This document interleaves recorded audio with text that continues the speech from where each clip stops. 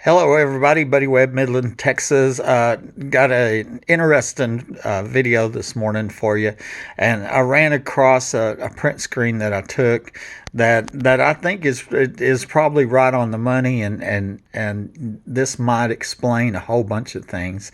And so here I posted on my Facebook, and that's what we're looking at right now. The title, as you can see, says "Chicken Ranch in Midland, Texas." And then I wrote there. Obviously, this chicken ranch is located in the four three-bedroom underground homes near my home in Midland, which are believed to be connected with thousands of burglaries and several murders. And so here I'll just click on this one here.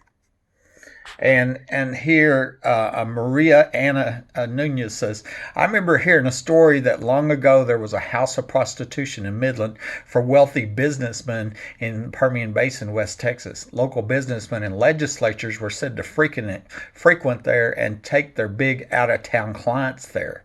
It was on the same plan as the chicken ranch in Central Texas that had Texas legislators as clients. It was claimed that some UT coeds worked there. And I'm not sure she wrote that or I just saw that or whatever, but I wanted a print screen of it. I thought, oh, that's amazing. Here was another one. I followed it, and that I used a Google Maps print screen, and I was showing that in my backyard there. That's actually here's Home Depot in Midland, Texas. Home Depot. Here's my little cul-de-sac, fair circles, 9 homes. This is where I was ambushed and shot by somebody under my home. And then in my backyard, you can see that large building right there. But that large facility can't be seen from above ground. Okay, so multiple people have said there were underground homes here, specifically 3-bedroom. There's 4 3-bedroom underground homes, 25 foot deep, having pedophile parties, all that stuff. I got several recordings, print screens of various people saying that. So that's where I believe that that probably this chicken ranch is located. And then here at the bottom was another print screen, and it matched what the other lady said. It says, that's so bizarre, but yeah, I so believe you. I had a lot of people here recently in the past week talking a lot about the underground tunnels here and discussing the underground. Word here in Midland is there's a game room here that all the high officials go to and bet money and win money and whatever else they do down there, which would be prostitution. But I hear more and more people talking about it. So that was a second person that confirmed what this Maria had said that about being a chicken ranch in Midland, Texas. And so And this is Google Maps. I want to just show you, if you went to 3802 Fair Circle, you would see my picture of my house. And actually, here's the backyard here where it's believed that the underground, one of the 4 underground homes is located at. And behind it here, and here on the map, you can see the Home Depot store and then my home. And of course, if you zoomed in on it, then you can see that there's a large facility here right there in the backyard, But when you flip over to the satellite screen, it ain't there, okay? See, it's gone, okay? And so it's there, and it ain't there, okay? And that's where it's believed one of the 4 underground homes are. And that might be where the chicken ranch is that they were talking about, the Midland Chicken Ranch, And, of course, that was one of 4 underground homes. Well, so I just want to start this video that way.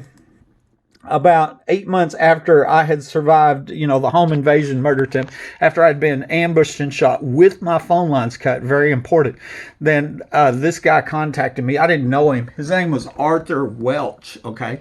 And he writes me, it was on a private message on Facebook. He says, do you think so-and-so had anything to do with the shooting? He was talking about the ex-wife. He says, I dated her for a short time here in Lubbock, and she threatened to have me killed, And I wrote back, and I said, I feel pretty sure that she was in Lubbock this weekend I was shot, so I don't think she was the shooter. I absolutely believe that she knows who did, though. She would have gotten this house and $500,000 if I would have died accidentally, as it was made to look like. Her brother-in-law happened to be the ER doctor at the hospital that night, and a lot of questionable things happened up there. Now we know they faked x-rays and tried to cut my leg off. I was intentionally maimed, mutilated, and dismembered. Okay. but you can't believe anything she says. You're much better off without her in your life. She needs help. I don't wish anything bad for her. God is her only answer. That was what I wrote to Arthur on October 5th, 2012. Now, keep in mind, this was just 8 months after, I had barely survived a home invasion murder attempt that left me crippled for life, And Arthur writes back and says, well, I think she had a lot to do with it from the things she said, and I'm so never will trust her either. Okay, so that's what Arthur Welch said in 2012. Well, this year, okay, and this was in June 28th, so that was only a couple of months ago, 2020. So we're talking 8 years later. Let's see if Arthur Welch's story changed in 8 years, okay? And he's writing on his Facebook, I got a print screen of it, cops were recorded hiding evidence and laughing about this man being shot. I was dating this guy's ex-wife when I overheard her talking. And from the things I heard, she had tried to have him killed for insurance money. And to hear how many police were involved. One, her longtime personal friend. I won't let Buddy Wayne Webb be laughed at. Her final words were to me, I will have you shot too. Okay, so Arthur Welch's story didn't change in 8 years, as you can tell. He mentioned the life insurance. Okay, let's talk about that.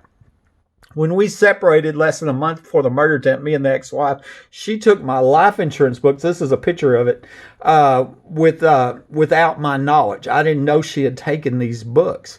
And in the books, it would show that I had an accidental death policy, okay, which meant it was basic accidental death and a supplemental accidental death.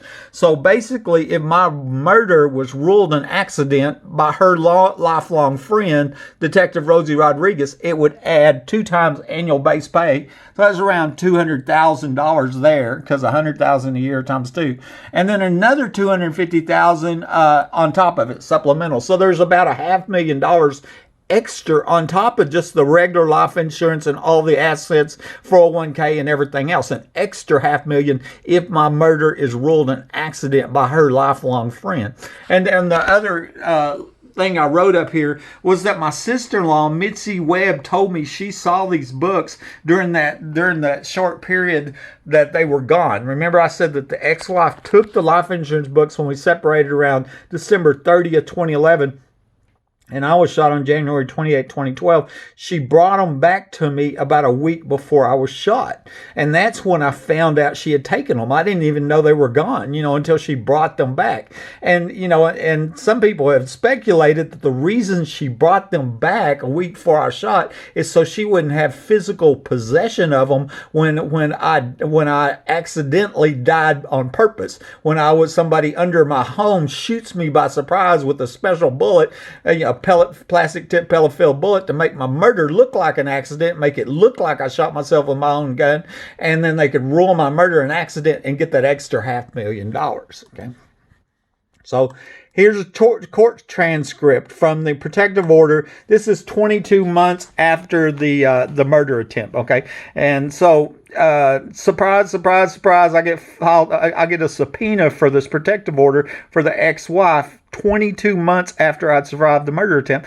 and she's alleged to be involved in the shooting. Okay, I hadn't seen her, talk to her in a year and a half. I mean, I hadn't even had a phone call with her in a year and a half. And there had been 2 emails sent in that year and a half time, non-threatening emails, and that's what they called stalking. And that's what this filed. So here I got a protective order filed on me by a person that lived 100 miles away, and I hadn't seen her, talk to in a year and a half. That's absurdity. Okay, but this is part of the transcript from this protective order hearing, and she was asked, the ex-wife was asked, did you date a man named Arthur Welch? Okay, and she admitted to dating him. So then we put the connection there. We know that Arthur Welch might be telling the truth there. He overheard her planning my murder with some corrupt police to steal my life insurance, right?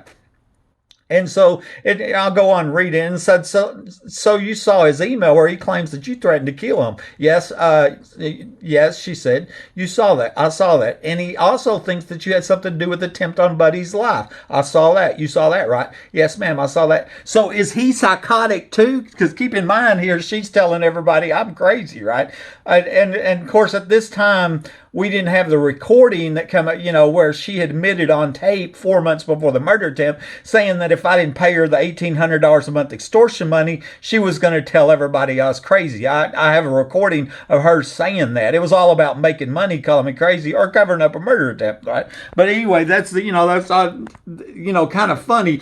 So is he psychotic too? So because everybody's psychotic, everybody's crazy, right? And oh no, ma'am, I can't make. I'm not a psychiatrist. I can't say that, And God, so perhaps she could say it. She could call me crazy though, and she's not a psychiatrist. Of course, she's alleged to be involved in the murder attempt.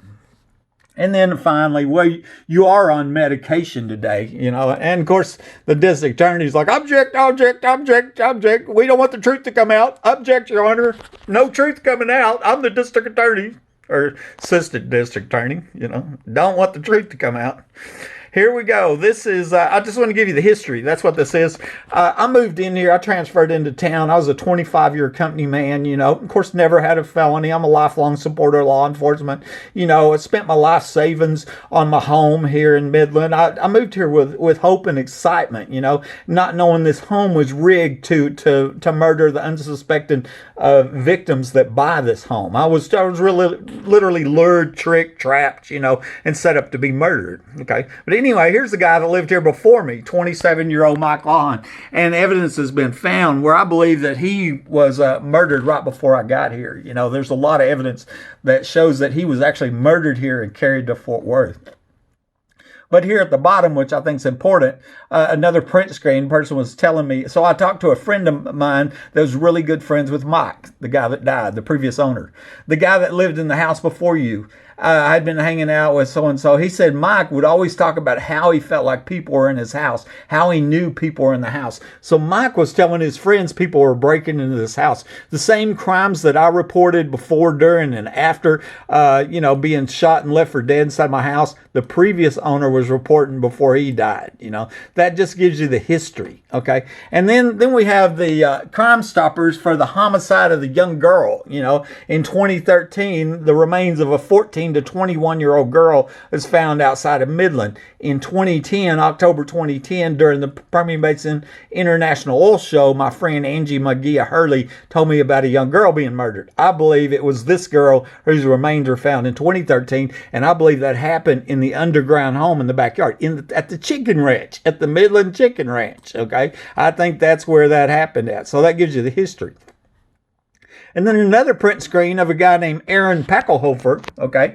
And he's writing me here. He says, I wish you luck in life, buddy. I won't involve myself. I am well aware of the many corruption accusations against the Midland Police Department. I'm not sure it is secret police as much as pure criminal activity by the police. But if I can ask, there are 4 people who were murdered, died in your house. What are their names? Okay? And, and obviously, he wasn't asking. He knew, he didn't say there was 3. He didn't say there were 7.5, right? He said there's 4. So he knew there was 4 people murdered, died in my house, and he knows the names. He's wanting me to know if I knew the names. And then his friend, here, Lisa Frisk, was making sure, invite Buddy one of your Mason meetings, Aaron. I guess she's probably giggling, and that's, I think that was a indication that maybe some Masons here in Midland, Texas, know something about the chicken ranch, where that's connected to all the murders and the police corruption and the murder of the innocent homeowners and all that. This right here is the 911 call from the police from the 7-Eleven after I crawled out, and I laid it on top of a video of me crawling out. So the sound and the picture is not at the same time. I just want to show you here. This is me, okay? Let's see if we can get the thing to open up.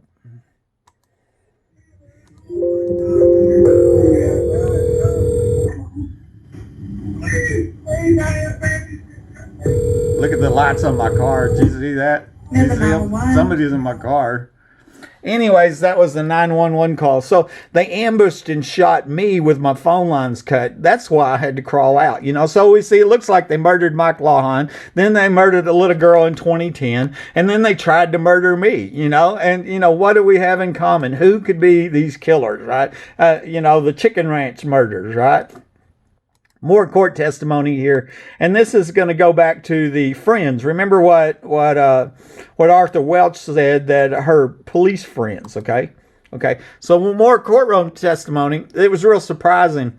Before court, we noticed that Detective Rosie Rodriguez, the detective that had closed my case. She's caught on camera. She's one of the secret police. She's proven she tampered with evidence. She lied on police reports. Well, by surprise, we find out during the protective order hearing, because she was there, that she was lifelong friends with the ex-wife. They went to grade school together. That's what this says. Are you familiar with her? And Rosa Rodriguez is answering the question. Yes, ma'am. How do you know her? Talking to the ex-wife. I've known her. We went to school, and I guess elementary and junior high. I mean, they were grade school buddies. They were lifelong friends, and the ex-wife never mentioned that was her lifelong friend, was the police officer that closed my case, called this failed murder an accident. Now, here's the bedroom pictures here, and this on the camera. They had tried to disable the camera and thought they did, but accidentally started it, and then that was because they were withholding the police report. Then that's really what busted these dirty cops, as they got caught on camera, and there was no police report showing any police there, and that's why I offered her a $2,000 reward to identify the secret police. Okay, so they were time stamped, right? Because the security camera at 1:29, that was just a few hours after I had barely crawled out to survive a murder attempt, right? Here's Rosie Rodriguez. At that time, though, she didn't get identified until like 6 years later. But there she is. You could tell it was her, Rosie Rodriguez, lifelong friend of the ex-wife. This was the second entry. This is 3 days later on 2/1. It's believed they poured concrete during that time. They were staging the crime scenes, what they're doing. And this police report we did get. It was going to be the only known entry by police. And interestingly, the only police officer seen in both entries is Rosie Rodriguez. And see how she's dressed up? She's the detective with gloves on and pretending that she hadn't been in my house 3 days earlier staging the crime scene. That's what she's doing. She was pretending. It was all a big joke to her, murdering a homeowner or whatever. And so here, let me show you. This is one of the pictures here. This is a real important one because it shows Rosie Rodriguez leaned over my nightstand. Well, my cell phone was stolen before I was ambushed and shot. They tried to kill me. That's why they stole my cell phone and cut my phone lines. And then when I got back from the hospital, I found my cell phone had been planted behind that nightstand. And I find this picture on a camera they tried to disable of Rosie Rodriguez leaned over the nightstand. See how she's leaning over? Okay. And standing next to her is April Chandler. Okay. Another secret police. All the other police officers had left the room. There, you can tell by that by the timestamps. They waited till all them other police left the room, and she went back over and leaned over there and planted my stolen cell phone.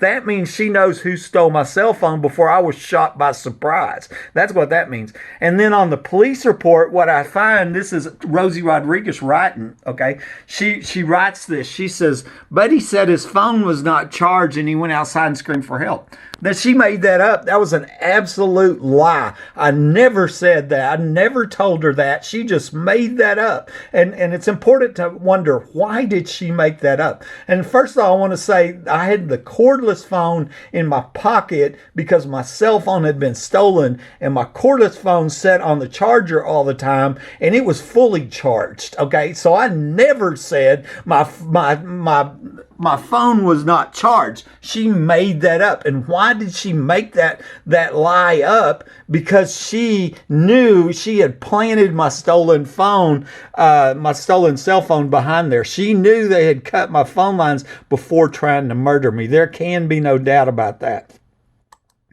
Also, more evidence and more courtroom testimony here. This is a transcript from the phone recording, and there's a video I have called "Follow the Money," and it's a free will recording me and the ex-wife made 4 months before the murder attempt. I'm talking at the top, and here I'm reminding her, "You're going to pay me $1,800 or $1,200 a month, or I'm going to lie about everything I've seen and tell everybody you're crazy." And the ex-wife says, "I made a mistake.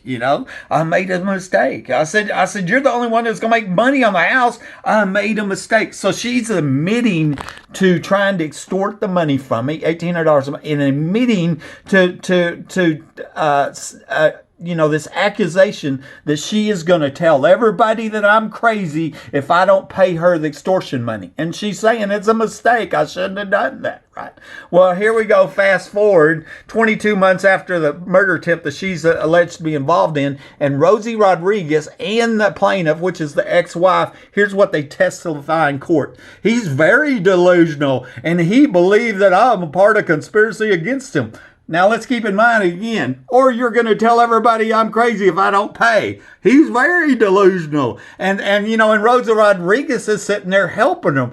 Did Mr. Webb seem delusional at the time? That's how I described him. And so you can see right here, I even wondered if Rosie Rodriguez had planned on getting some of the extortion money, because she tried to extort money from me before the murder attempt, And I wanted to show you that proof of extortion, okay? More testimony, and this one is amazing in itself. I've had this thrown in my face over and over and over again, because this dirty cop, Midland Detective Rosie Rodriguez, sworn testimony on 12/18/13, the day the protective order hearing, okay? And it's talking about the shotgun, and here is what Rosie says. This is under sworn testimony, where she could go to prison for this if she lied, right? There was a tripwire that went from one wall, from the south wall to the north wall, and it was connected to the shotgun. Okay. And so that's been thrown in my face over and, "Oh, he shot himself with this gun, he had a tripwire, he's crazy," all that stuff. Well, the evidence shows there's no tripwire in evidence. Let that sink in. There's no tripwire in evidence. The person that picked up my shotgun from my home was a crime scene investigator named Marty Barrett, and he didn't mention any tripwire. Neither did none of the other dozen police officers there. The only person that ever mentioned a tripwire was Rosie Rodriguez. And furthermore, the evidence shows that I wasn't shot with my gun. Size of pellets are 2.5 times sizes different than what was removed from my foot.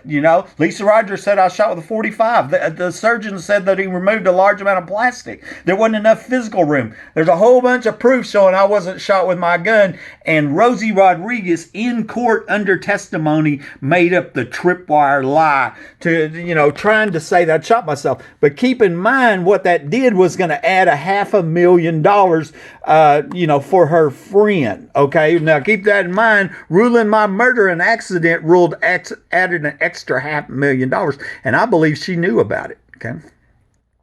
This is from earlier this year, March 25th, 20. I left my friend's name anonymous here, but this is a print screen. It says, "I met your favorite person today."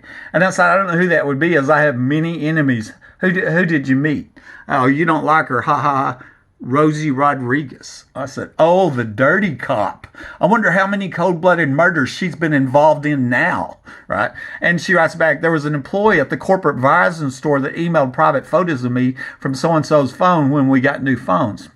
And I said, "She has brought shame to all good law enforcement that don't help murder good people for profit and embarrass the state of Texas." Now, keep in mind that I'm a lifelong supporter of law enforcement. I just take a stand against police officers that are helping murder citizens that report crime. I got a problem with cops that are that dirty, that they're involved in helping cover up the murders of citizens that are reporting crime to them. She says, "I don't know, until I was going through this trash on this email that I saw. I don't know." I said, "Is she still a cop?" That's a scary thought. I mean, it's frightening to think that she's still a cop, because you don't know how many more murders, for-profit murders. And she says, "A detective." And I said she was a detective when she was planting evidence and lying on the police reports here, too. Her and April Chandler waited until the other police officers left the room to plant my stolen cell phone behind my nightstand. It had been stolen before they cut my phone lines and shot me. So just within the last week or two, I recorded April Chandler off the phone. So that's two main secret police, the two that were planting the stolen cell phone to cover up a capital attempted murder, and they're still police officers. So there's no telling how many times they falsified reports, lied, stole, tampered with evidence, perjured themselves in courts, and been involved in other murders. I mean, literally, that's what we should be investigating them for. Now we're going to go on to another police officer, Matt Davis. Okay. He quit the police force within, the same month as that protective order. I'm thinking maybe his supervisors figured out Matt Davis had a connection to this premeditated home invasion capital murder attempt, and that's why he quit. Okay. And what the point I'm making here, he tried to call my ex-wife 2 times after an hour after I was shot. Now, remember what Arthur Welch told me that he overheard the ex-wife planning my murder to steal life insurance with her police friends, okay? And here on the police report that I only got in 2019, last year, illegally withheld from me for 7 years, and that's because they'd got caught on camera. Remember, I had pictures, but I didn't have names. That's what caused the secret police. Well, finally, 7 years later, I get the police report, and what I see here. This is 1142, and it's Matt Davis says, tried to contact Buddy's ex-wife, compliant on previous calls at location, no answer with 2 attempts. So Matt Davis obviously knows my ex-wife. So you have to wonder if Matt Davis was connected with the for-profit murder, attempted murder on my life, If he was working with my ex-wife and, trying to kill me for life insurance money. But the big prize, of course, was the chicken ranch, right? That's the big prize, the $1 million underground homes. Okay, let's look at some Matt Davis stuff. This is from his timeline. That's to show you off his Facebook. That's how you pronounce his name right there. He writes that. That's the type of person he is. Okay, and I want to show you some more pictures. This is Matt Davis. This is the police officer. Okay. Another dirty cop. That's all there is to it. And maybe still a cop. And here's just part of the Matt Davis story. I'm at the hospital, 129. I barely survived this home invasion murder attempt. And the nurses record me. And I'm telling the detective, Rosa Rodriguez, I'm talking on a white voice recorder in case something happens to me and saying what they were doing in my house. I have proof. Just go look. There's proof. So I'm telling the police that there's proof at my house, right? Proof of a capital murder attempt, right? Here's the next section is April Chandler talking on a report. And she says, Buddy had a .22 rifle in the bedroom by the bed that was taken for safekeeping and logged into MPD evidence, as well as a single-shot revolver and the voice recorder from the closet. Okay, so Chandler says she found the voice recorder, the proof, and what it was, it recorded the burglar alarms going off. It proved I was shot during the home invasion. Okay, so she found the proof that I'd told the police about, along with 222 guns, and it was checked into evidence. The problem is April Chandler lied. And remember, April Chandler's the one standing there next to Rosie when she planted my stolen cell phone behind my nightstand. So then I get the log files. Here's the evidence log files. The 222s are checked in by Matt Davis. Okay, he's the one that quit the police department there the week after the protective order hearing. But there's no voice recorder. The voice recorder was stolen. Okay, the 222s were checked in, but the voice recorder was stolen. I made a big point of that on movie. I made this picture. I'm showing April Chandler. It was probably in this bag right here is where the voice recorder was located. Also, some stolen shotgun shells from a closet. I believe they're in that bag. That April Chandler has there. And so literally police are stealing evidence that I told them about to cover up a capital attempted murder. That's all there's to it. And then I made a big deal out of it. This was just last year. I sent in a request to the city And I said, I want to see that voice recorder, because I knew the voice recorder wasn't there, okay? Because I've got the evidence logs multiple times. We got them when we subpoenaed them at the protective order hearing in 2013. And all of a sudden, they send me this modified evidence log where they scribbled out one piece of evidence right here, like it no longer exists. They took a pen and scribbled it out and hand wrote in shotgun shells and voice recorder. The shotgun shells was another proof of this being a murder attempt, because I noticed there was no empty shotgun shell in evidence, okay? And the empty shotgun shell would have been in my gun along with the live shells that were in there. The gun was picked up by Marty Barrett and the live shells were checked in, but no empty shotgun shell, which would have been there. Marty Barrett would have checked them in, okay? But I made a big point of here's proof of a murder attempt, and they just come back later, oh, we'll just scribble this piece of evidence in and write it in a couple years later. Literally. April Chandler, voice recorder. It was missing, stolen for 2 years, right? And shotgun shells, okay? And Matt Davis, okay? And then check this out. Matt Davis had my keys, and I'm thinking it's probably Matt Davis knows about pouring that concrete to cover up that that hidden underground entrance where I shot from. This is from the internet, Matt Davis, and it's showing here where he quit the police force right here in December 2013. Well, that's the month of protective order hearing, okay? And so it looked like he only had like 12 years with the police department, and then that's when he quit and went to work in the oil field. Ain't that ain't that interesting? You go to work in the oil field, and especially if you're covering up the murder of a little girl at an oil field party, right? Oil show party. And then I want to show you last year, I get this on my YouTube from a Matthew Davis, and he says, I stole the evidence and nobody will ever find out, buddy. And that's what I'd already figured out. Matt Davis had stole the evidence that I'd told the police about to cover up Captain Murder. We're all talking about, remember what was said up here by Arthur Welch, the boyfriend of the ex-wife, said that that she had been planning my murder with her friends. Okay, now I want to take you back here to December 20th, 2011. Okay, this is about 5 weeks before the murder attempt. Okay, she called the police to my house. We were still together. These were the police officers: Blake Bush and Trent Sellers. Okay, and so this was before the murder attempt. Okay. And this night, I was placed into a police car which already had a bag of marijuana laying in the seat. It was a threat to frame me, is what it was. And then I was told, we better not be called back here again for this stuff. This stuff was being called for repeated burglaries that I believe were connected to a prostitution ring. After they left, the ex-wife told me, we're creating a document trail on you. Okay, and so that statement from the ex-wife, she told me after the police left 5 weeks before, I was ambushed and shot and my phone lines cut, is indicative, right, that the police were planning my murder 5 weeks in advance. Why? Because there's a chicken ranch in the backyard that's connected with the murder of the little girl and murder of the last homeowner, right? And then they tried to murder me. Of course, and here they are slandering my name. Male extremely 1096. Crazy. See, and that's what they do to all these victims where they're rigging these homes. People are getting the attic. They have the hidden access from underground, up a wall, into the attic. Homeowners all over Midland, Odessa, Texas, other states are reporting these same crimes that I reported before I was ambushed and shot. And that's how corrupt law enforcement has been covering up this widespread racketeering, burglary, theft, murder, etc. is by labeling the innocent crime victims as crazy. That's what's going on. And here, very importantly, are the secret police. Okay.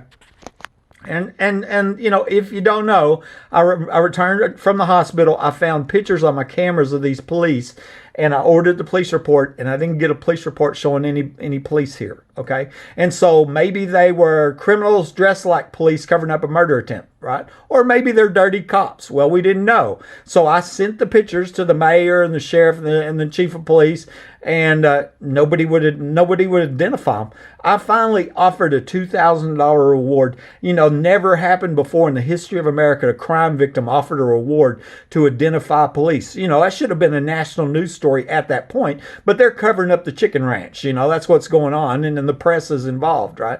Well, and so anyway, 6 years goes by, 6 years of death threats, repeated break-ins into my house, and many people come to me going, I'd sell that home if I was you, because they're trying to terrorize me out of my home. Why? Because it's going to prove multiple murders. That's why. There's a chicken ranch in the backyard. That's why. And so In 2018, Empire Private Investigations identified all 11, and it was amazing. Rosie Rodriguez, we'd already recognized. They were 2 of the 11. But Tony Dickey was a lieutenant with the Midland Police Department, and he was inside my home, per the police report that was withheld for 7 years, 4 minutes after these 2 guys were seen arriving. But he wasn't seen arriving. And that told me he came from under my house. It's believed Dickey let out the trap burglars in my bathroom.